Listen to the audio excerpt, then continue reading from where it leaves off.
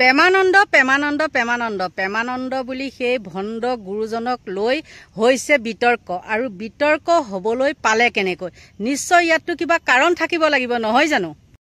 নমস্কাৰ বন্ধু বান্ধৱীসকল, আহি গলো এটি সুন্দৰ পৰিৱেশৰ পৰা এটি সুন্দৰ ভিডিঅ' লৈ আৰু আপোনালোকক কওঁ মই কালি এটা প্ৰেমানন্দ সেই গুৰু নে কি প্ৰভু বোলাজনৰ ওপৰত এটা ভিডিঅ' দিছিলোঁ আৰু ভিডিঅ'টো দিবলৈ পালোঁ কিয়, নিশ্চয় ইয়াতো কিবা কাৰণ থাকিব লাগিব নহয় জানো। ছ'চিয়েল মিডিয়াত ইতিমধ্যে তেওঁ ভাইৰেল হৈ গৈছে।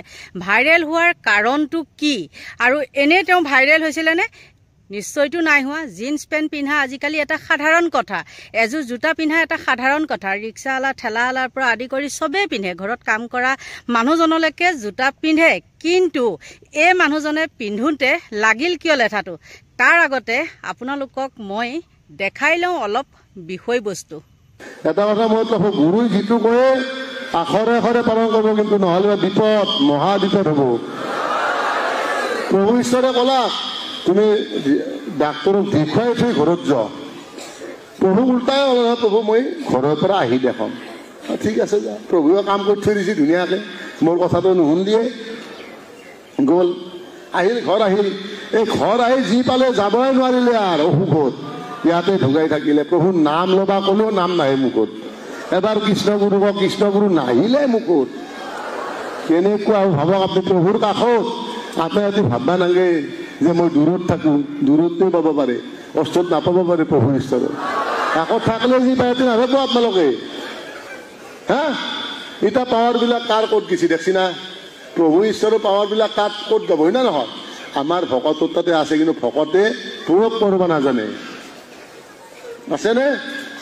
কাৰণ গুৰু বাক্য যিটো কয় যে আজি যদি তোমাক কয় যে তুমি অমুকত যোৱা, লগে লগে যাবলৈ আৰু ভাববাই নালাগে।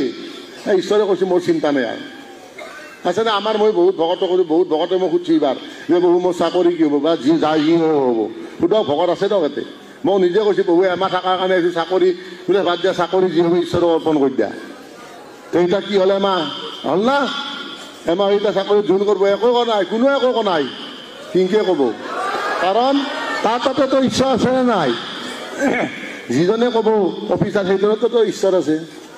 হা গতিকে আজি এমাহ ইমান কষ্ট কৰি গোটেই ভকতখিনি, মই কৈছোঁৱে ভকতৰ সমান প্ৰাণ নাই বুলি কৈছে, যে ভকতে মহাপ্ৰাণ, গুৰুৰ মহাপ্ৰাণ হ'ল ভকত। গতিকে এনেহেন ভকত আজি চাওক ইমান ভকত হৈছে। গোটেই ভকতক মোৰ এটাই মোৰ বাক্য কম, কাৰণ নাম সকলে নাম লয়নে ঘণ্টাকে প্ৰত্যেকে? ৰাতিপুৱা সদায় 1 ঘণ্টাকে নাম ল'ব লাগে। এটা কথা মই কৈছোঁ, গুৰুই যিটো কয় আখৰে আখৰে পালন কৰিব, কিন্তু নহ'লে বিপদ মহা বিপদ হ'ব। প্ৰভু ঈশ্বৰে ক'লা তুমি ডাক্তৰক দেখুৱাই থৈ ঘৰত যোৱা। প্ৰভু উল্টাই হ'ল, প্ৰভু মই ঘৰৰ পৰা আহি দেখাম। ঠিক আছে যা, প্ৰভুৱে কাম কৰি থৈ দিছে ধুনীয়াকৈ, মোৰ কথাটো নুশুনিয়ে গ'ল।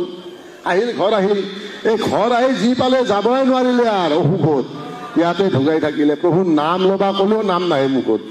এবাৰ কৃষ্ণগুৰু কওক। নিশ্চয় আপোনালোকে দেখিলে আৰু শুনিলে নহয়নে বাৰু। কিন্তু তেওঁ এইখিনি কথা নোকোৱা হয় আজি ইমান বিতৰ্কৰ মাজলৈ গ'ল হয়নে? একেবাৰে নগ'ল হয়। এইটো এটা সাধাৰণ কথা নহয় জানো। কিন্তু মই কালি যিটো ভিডিঅ' দিছিলোঁ তাত আপোনালোকে বহুত সুন্দৰ সুন্দৰ কমেণ্ট দিছে, বা কিছুমানে হয় কিছুমানে নহয়, কিছুমান যি নেকি কৃষ্ণগুৰু মানুহ তেওঁলোকে হয়তো কিছু বেয়া পাব পাৰে, কিন্তু মই বেয়া পাবলগীয়া একো মন্তব্যই মই কৰা নাছিলোঁ। কিন্তু কি জানেনে, আপোনালোকৰ মাজলৈ মই এজন সেই গুৰুজনহে আছে, তেওঁলোকৰ মতে গুৰু আৰু নহয় জানো। প্ৰেমানন্দ প্ৰভু কৈ আছে, মই কিন্তু প্ৰভু বুলি নকওঁ, এজন সাধাৰণ মানুহ। আৰু সেই সাধাৰণ মানুহজনে ভণ্ডকি কৰি পেলাই এইবিলাক মানে কিবা কিবি কৰি আছে, সেইকাৰণে মই এইবিলাকক কিন্তু বিশ্বাসেই নকৰোঁ। আপোনালোকে বিশ্বাস কৰে নে নকৰে নাজানো, মই এইবিলাকক একদম সমূলি বিশ্বাস নকৰোঁ। মই সিদিনাখন কামাখ্যা মন্দিৰত গৈছিলোঁ, তাতো এনেকুৱা সাধু সন্যাসী কিমান কি আহিছে, হাতত কিবা ফুটৰ হেৰিবিলাক লৈ পেলাই ফুট দি আছে। কিয় ল'ম ফুট তেহেঁতৰ পৰা নহয় জানো। ফুট ল'ম নিজৰ কামাখ্যা মন্দিৰৰ পৰা, মই নিজৰ হাতটো আছে মই তাৰ পৰা ফুট ল'ম। কেতিয়াবা পূজাৰীৰ ওচৰত সেইটো লোৱাটো এটা বেলেগ কথা, যি নেকি পূজা অৰ্চনা তাত কৰি থাকে তেতিয়া সেইটো বেলেগ কথা। কিন্তু তেনেকুৱা এজন সেই গুৰুৰ সেই প্ৰেমানন্দ বোলাজনৰ এজন শিষ্য চাগে, বয়সো কিন্তু কম নহয়। আপোনালোকৰ মাজলৈ তেওঁ এটি মন্তব্য মোৰ ভিডিঅ'টোত দিয়া দেখাইছোঁ, চাই লওক।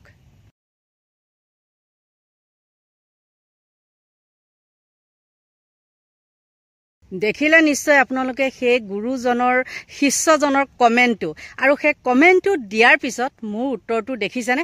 মই কিন্তু লুকুৱাই থ'ব পাৰিলেও হয় বা ডিলিট কৰি দিব পাৰিলেও হয়, কিন্তু মই নাই দিয়া। কিয় নাই দিয়া? সেইজনৰ বোলে এইজন হ'ল শিষ্য, আৰু শিষ্যজনৰ মুখত তাৰ কেনেকুৱা মানে হাতত আহিছে, আৰু মুখেৰে কোৱা শব্দটোহে হাতত আহিব নহয় জানো? গতিকে তেওঁ সেই প্ৰশ্নটোৰ উত্তৰ মোৰ সেইটো হ'ল। গতিকে মোৰ পজ্জলটো তেওঁক দি দিলোঁ, দিয়াৰ পিছত তেওঁক বিদায় দিলোঁ। আৰু দেখিছেনে, বয়সতো কম নহয়, বুদ্ধা মানুহ এজন। আৰু এইবিলাকৰ ওচৰত আমি কি কৰিব লাগে?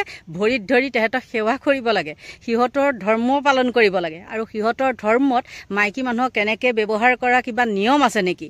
আৰু সেই তেহেঁতক গুৰুজনৰ চকুৰ চাৱনি দেখিছেনে নাই? আৰু এটি মই আপোনালোকক লগাই দিম, দেখিছেনে তেওঁ বডি লেংগুৱেজটো বা দীক্ষা দি আছে, কিন্তু তেওঁ মানে একদম মানে চটফট বডি লেংগুৱেজটো দেখিছেনে নাই আপোনালোকেতো সকলোৱে সেই প্ৰেমানন্দ বোলাজনে কি কৈছে, তেওঁ নিজ মুখেৰে কৈছে যে গুৰুজনে যি কয় সেইখিনি একদম মানিব লাগে, আখৰে আখৰে বোলে মানিব লাগে। এইখিনিতে মই এটা কথা কওঁ, সেই যে এইটো আপোনালোকে যি সকলোৱে কমেণ্টটো দেখিছে, সাগৰ দাস নে কি সেইটো কথা কৈছোঁ। সেই সাগৰ দাসক কৈছোঁ, কৃষ্ণগুৰু মন্দিৰ মোৰ ওচৰতে আছে, আহিবিচোন। আৰু তোৰ নিচিনা এইখন মুখেৰে যে এইটো শব্দ কৈছ, মুখেৰে আহিলেহে হাতেৰে লিখিব পাৰে নহয় জানো? তহঁতক গুৰুৱে কৈছে নেকি যে মাইকী মানুহক কেনেকৈ কবি? তহঁতৰ হৈ যিটো মই ভিডিঅ' বনাইছোঁ তাত মই এইটো মন্তব্য কৰিছোঁ নেকি? নিশ্চয়তো কৰা নাই। তাৰমানে তহঁতক গুৰুৱে এইবিলাক মন্তব্য কৰিবলৈ পঠাইছে নেকি? আৰু তোক যদি মই ওচৰত পাওঁ, এই সাগৰ দাস নে কি সেইটো, তোক ওচৰত পালে কাণৰ তলত একদম চৰিয়াম থাপচ, গম পাইছ? মানুহক কাক কেনেকৈ কথা ক'ব লাগে। তই এফালে কি বুদ্ধা হৈ গলি? তহঁতৰ গুৰুৰ কেনেকুৱা, তহঁতৰ গুৰুৱে চাল চলন কেনেকুৱা, গুৰুৰ একদম চকুৰ পাক কেনেকুৱা, দেখিছানে নাই? বিদেশত ফুৰিবলৈ গ'লে চকুৰ পাকটো কি বেলেগ হৈ যায় নেকি? তহঁতৰ গুৰু, আৰু সেই গুৰুৱে কি কৰে, পীতাম্বৰদেৱৰ লগত কিছুমান জধামূৰ্খই তুলনা কৰে। পীতাম্বৰদেৱৰ লগত তেওঁ কি তুলনা হয় নেকি?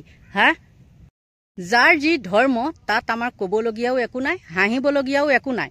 কিন্তু তেওঁ নিজেই সামাজিক মাধ্যমত প্ৰচাৰ কৰিছিলে, আৰু সেইখন ফটা লেকচাৰ নিদিয়া হয় আজি তেওঁ এইবিলাকৰ মানে বিতৰ্কৰ মুখামুখি হ'বলগীয়া নহ'ল হয়।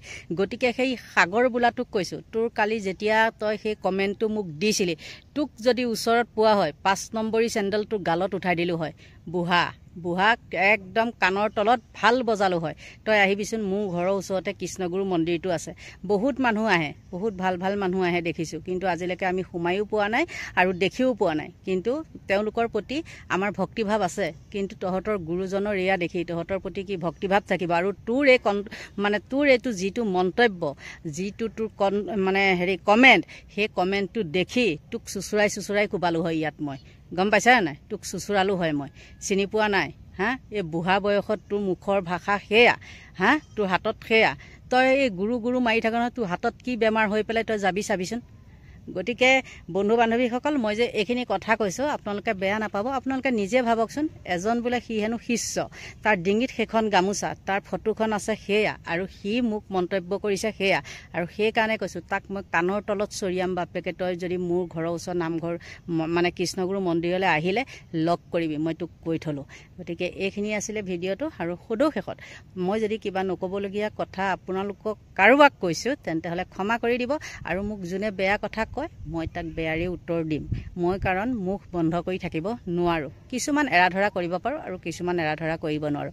বিশেষতে এই বুঢ়া গুণ্ডাটোৱে যিটো কমেণ্ট কৰিছে, তাক মই কেতিয়াও এৰি দিব নোৱাৰোঁ। আৰু তাক যদি ওচৰত পাম, মই আপোনালোকক কথা দিছোঁ, চেণ্ডেল দি কোবাম তাক মই। গতিকে এইটোৱে মোৰ শেষ আৰু সকলোকে ভগৱানে ভালে কুশলে ৰাখক, তাকেই কামনা কৰিছোঁ। আৰু মোৰ সৰু ভিডিঅ'টো ইমানতে সামৰণি মাৰিছোঁ। Bye bye.